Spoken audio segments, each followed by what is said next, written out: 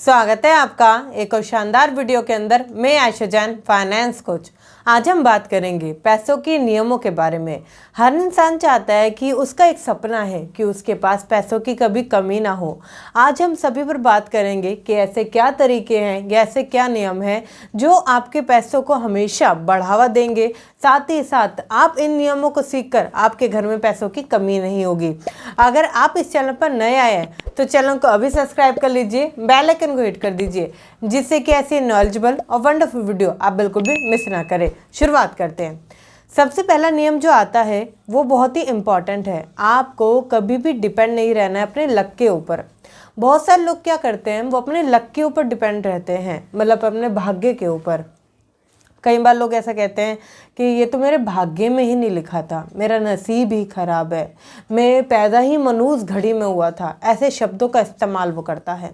देखिए, जब जब आप डिपेंड होते हैं अपने लक पर या अपने आप को कोसना शुरू करते हैं या अपने भाग्य को कोसना शुरू करते हैं, वो सारी चीज़ें आपके ऊपर अट्रैक्ट होती हैं, जिसकी वजह से आप और नेगेटिव होते चले जाते हैं।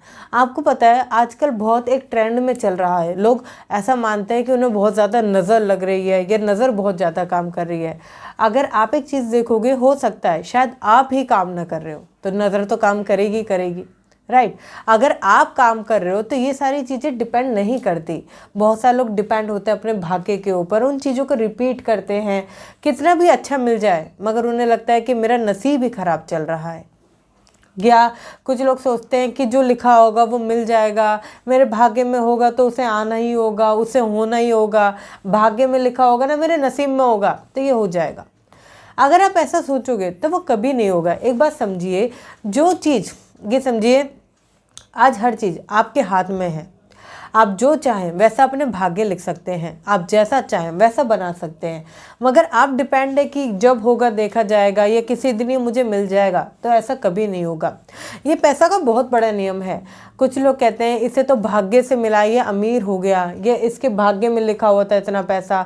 कुछ लोग बोलते हैं ये चांदी का चम्मच लेके पैदा हुआ था। कई मामलों में हो सकता है वो चीज़ें सही हों, मगर बहुत से मामलों में ऐसा नहीं होता।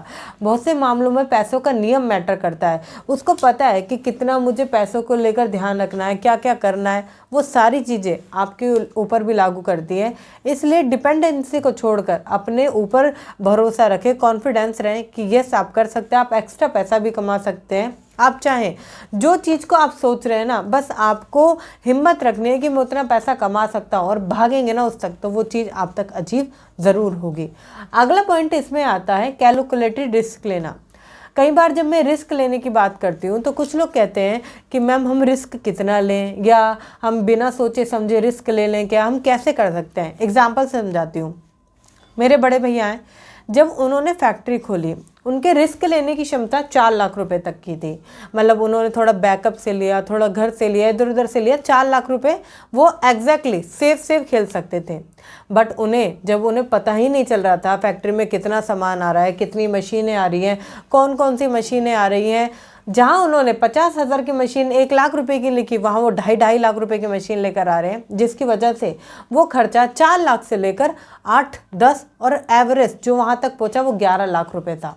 मतलब कि लगभग उसमें जो बिजनेस में इन्वेस्टमेंट अमाउंट आई वो 10 से 11 लाख रुपए आ गई। अब आप कहोगे बाकी का पैसा कहाँ से आया? बाकी का पैसा आया, उन्होंने अपना घर गिरवी रख दिया, गहने गिरवी रख दिए।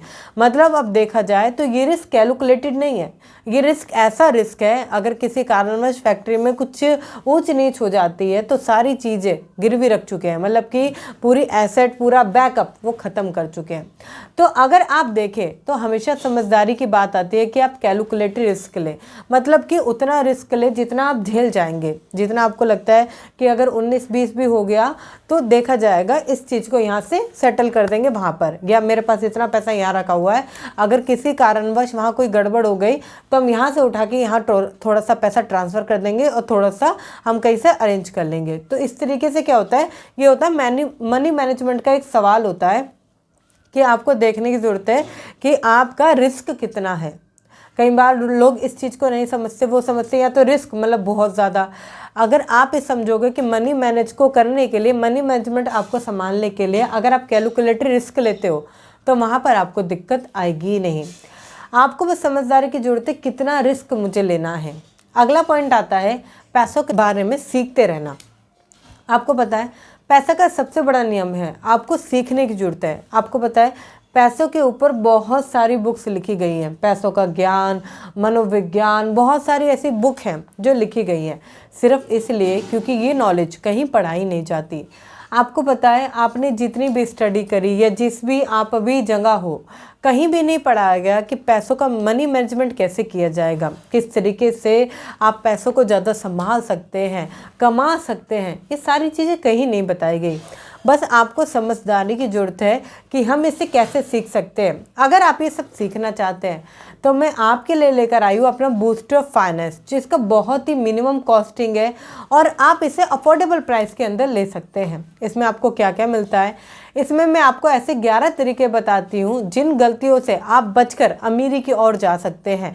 कौन सी हैं वो 11 गलतियाँ जो आपको गरीब बनाती हैं, 7 ऐसे तरीके जो आपके पर्स को हमेशा भरे रखेंगे। इतना ही नहीं, कैसे आप इन्वेस्टमेंट कर सकते हैं, कैसे आप सेविंग कर सकते हैं, मल्टीपल इनकम सोर्सेज पे कैसे काम किया जाता है।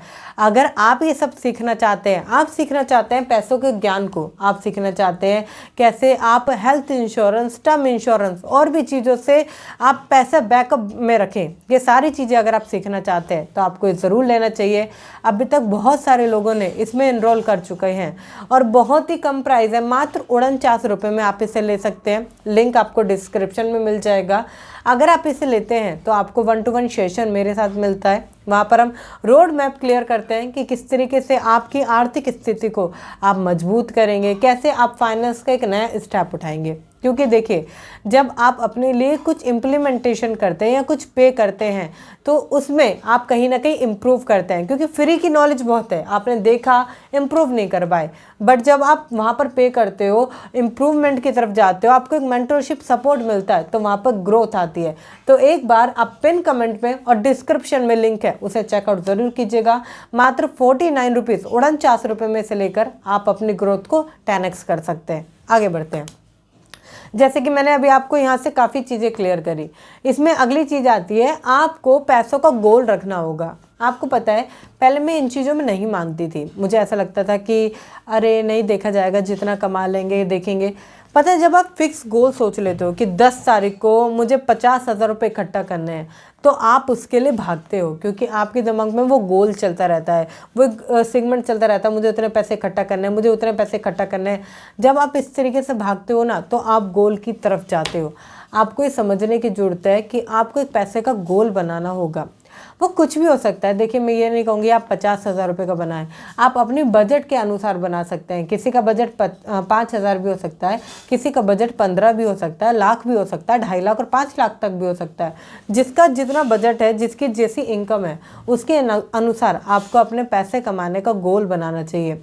और अगर आप सेल्फ एम्प्लॉय हैं या किसी बिजनेस में हैं या खुद का कुछ काम करते हैं, तो आपको ज़रूर एक्स्ट्रा पैसे कमाने का गोल बनाना चाहिए, क्योंकि आपके काम के अंदर सारा काम आपके हाथ में है, तो आप अपने काम को उतना ही बढ़ा सकते हैं। बहुत सारे लोग क्या करते हैं, वो अपना काम होते हुए भी एक एम्प्लॉय वाली ज़िंदगी जीते हैं। एग्जाम्पल अगेन मैं एक फैक्ट्री का देना चाहूँगी। वो क्या करते हैं, वो महीने में बहुत ज़्यादा पैसा कमा सकते हैं, मतलब इतना कमा सकते हैं कि जितने उनके सपने हैं, चाहे वो घर बनाने का हो, कार लेने का हो, बच्चों को अच्छी जगह पढ़ाने का हो, शादी का हो, सब वेल सेटल तरीके से, सब अच्छी तरीके से चलने लगेगा।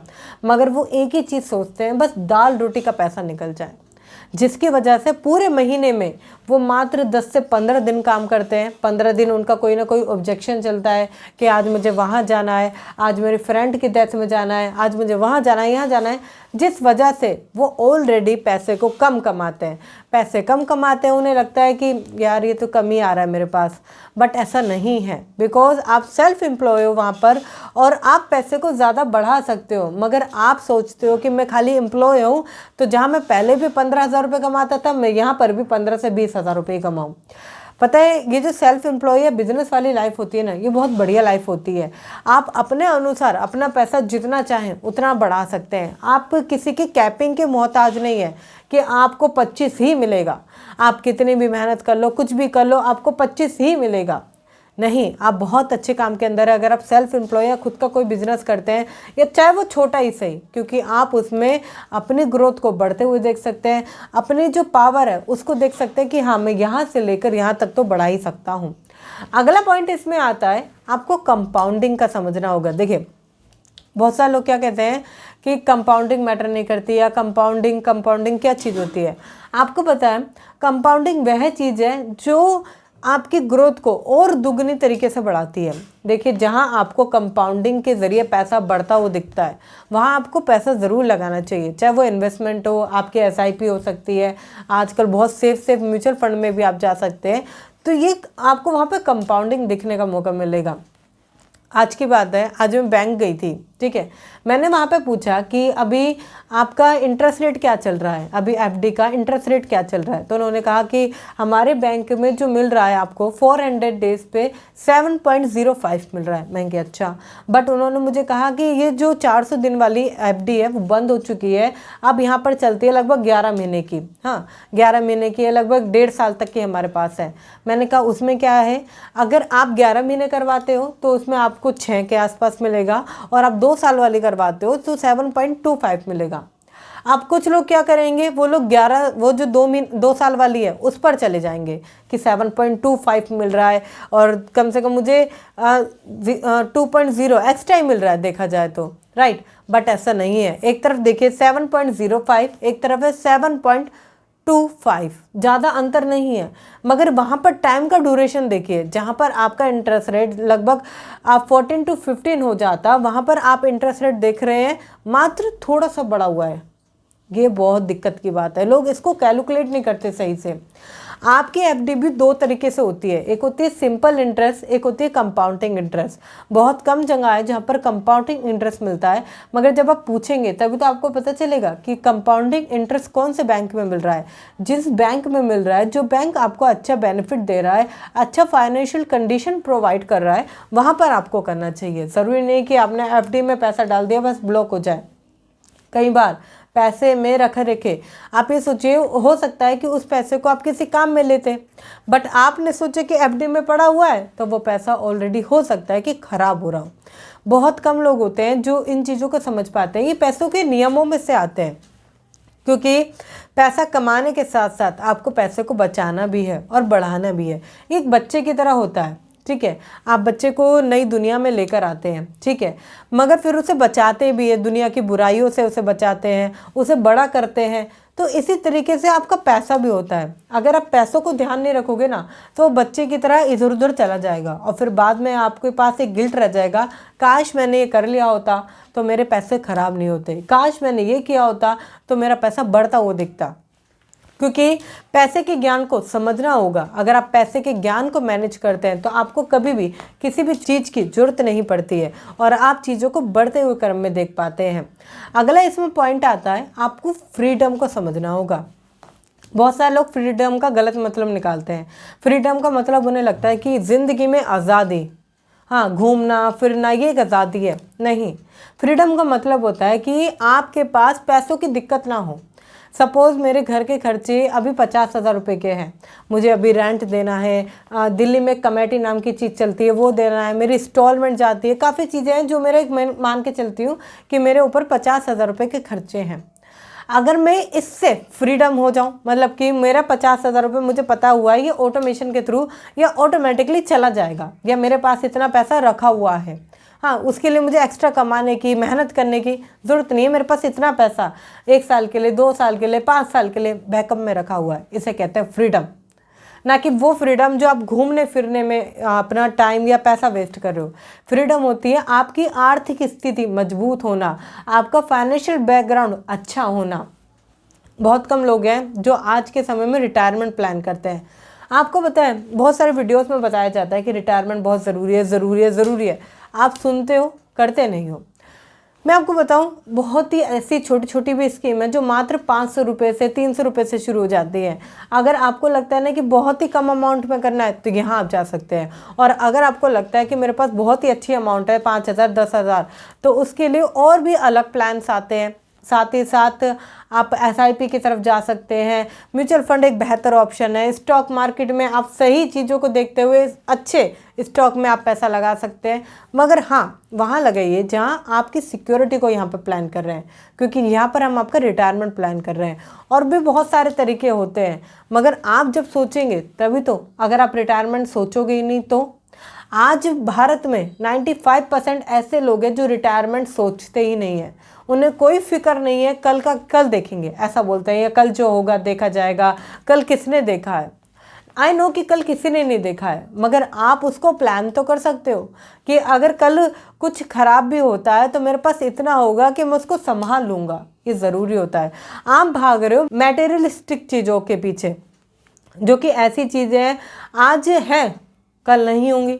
आप एक चीज़ समझिए, आप महंगे से महंगा फ़ोन लेकर आए, आज उसकी वैल्यू है, आज आप फ़ोटो खींच के डाल रहे हो, आप 4 जनों को दिखा रहे हो, बहुत सारी चीज़ें हैं, मगर कल उसकी वैल्यू क्या आपको लगता है वो सेम प्राइस में सेल आउट होगा इमरजेंसी के टाइम पे? नहीं, उसकी वैल्यू गिरेगी। काफ़ी ऐसी चीज़ें होती हैं, जैसे घर में हम शो ऑफ करने के लिए लेकर आते हैं, डेकोरेशन का सामान हो गया आपका, महंगे महंगे आपके अप्लायंस हो गए। ऐसी बहुत सारी चीज़ें हैं जिसकी वजह से आपका पैसा सिर्फ वेस्ट होता है दिखावे के चक्कर में। राइट, हमने दिखावे के चक्कर में यहाँ पर 25,000 रुपये लगाए हैं, ऐसा कुछ बोलते हैं। अभी अभी मैंने नया 25,000 रुपये यहाँ पर लगाए हैं।